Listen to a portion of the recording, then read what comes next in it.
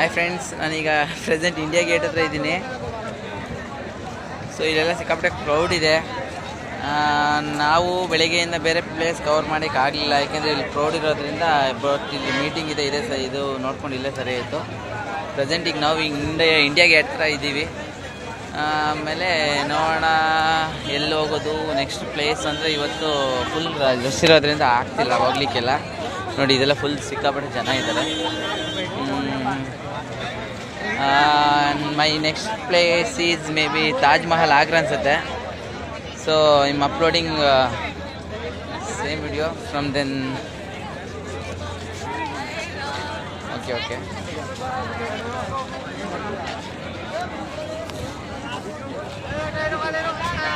and I am waiting for your likes and comments. And my next place is Taj Mahal.